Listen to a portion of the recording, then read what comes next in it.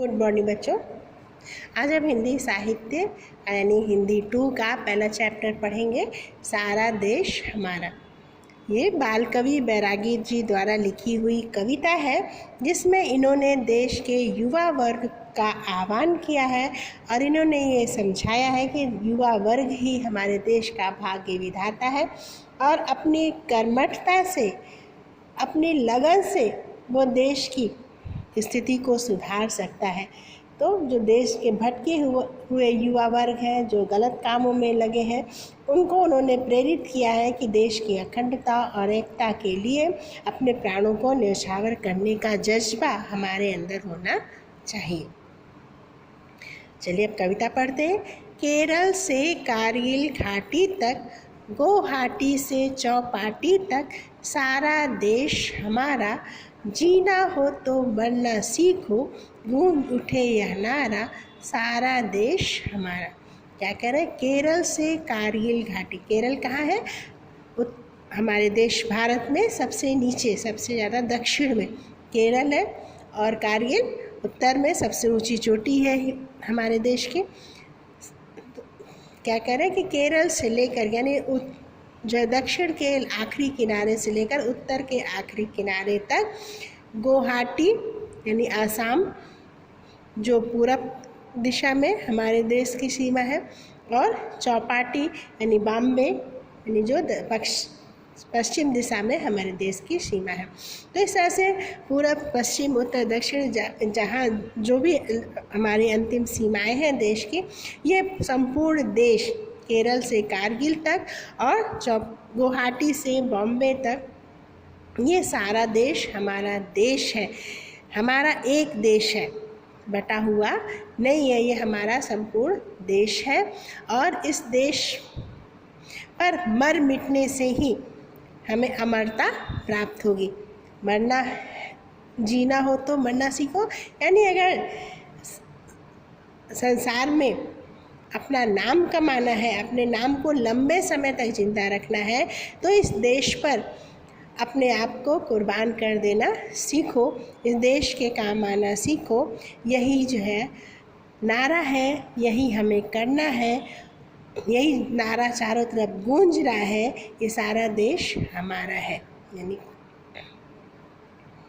आगे कवि कहते हैं कि लगता है ताजे कोल्हू पर जमी हुई है काई, लगता है फिर भटक गई है भारत की तरुणाई। ताजे कोल्हू, कोल्हू एक प्रकार की मशीन होती है जिसे जो बैल चलाते थे, और इसके बीच में गन्ना वगैरह डाल करके या अनाज डाल करके, तेल वाले अनाज डाल करके इनका तेल निकाला जाता था या रस निकाला जाता था।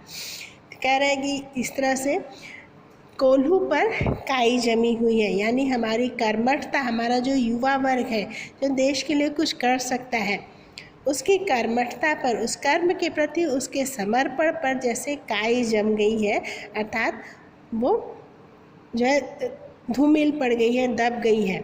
यानी कार्य करने की जो उसकी प्रेरणा है, देश के प्रति समर्पण की जो उसकी प्रेरणा है, वो धूमिल हो गई है, वो दब गई है।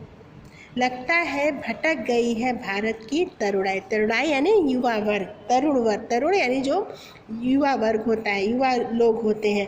तो लगता है वो अपने रास्ते से भटक गई, उसे करना क्या है, किस तरह से अब देश को संभालना है, ये सारी चीज़ें उसकी समझ में नहीं आ रही हैं। वो अपने उद्देश्य से, अपने लक्ष्य से भटक गई है।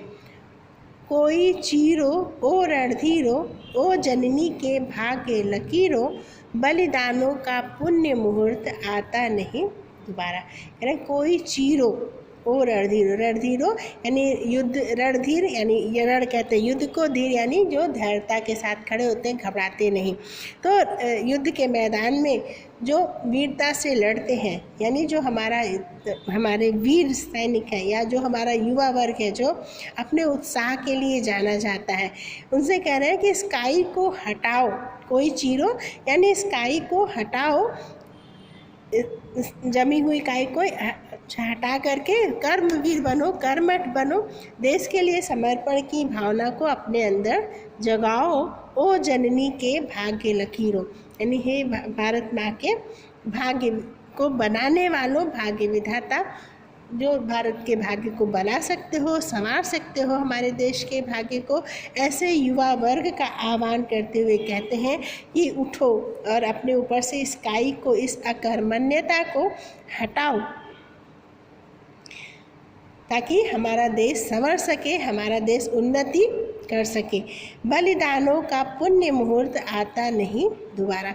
देश पर कुर्बान होने का, देश के लिए कुछ कर गुजरने का शुभ मुहूर्त बार बार नहीं आता। अभी तुम युवा हो, अभी तुम देश के लिए कुछ कर सकते हो, देश की उन्नति में अपना योगदान दे सकते हो, इसलिए उठो और देश के लिए कुछ करने के लिए सोचो। जो तुम्हारी कर्मठता पर, जो तुम्हारे कर्म के प्रति, जो तुम्हारी प्रेरणा पर जो काई जम गई है, उस काई को हटाओ और अपने कर्म के पथ पर बढ़ो और देश की उन्नति को, देश की आवश्यकताओं को समझो, देश की उन्नति में अपना योगदान करो।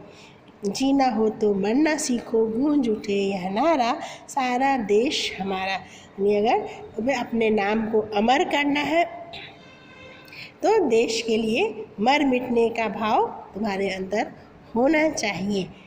ये हमारा देश कारगिल से केरल तक, आसाम से चौपाटी तक, बॉम्बे तक, ये सारा देश हमारा है और इसकी उन्नति, इसकी सुरक्षा की जिम्मेदारी हमारी है। और अब हमें जागृत हो जाना चाहिए, देश के विकास के लिए उठ जाना चाहिए।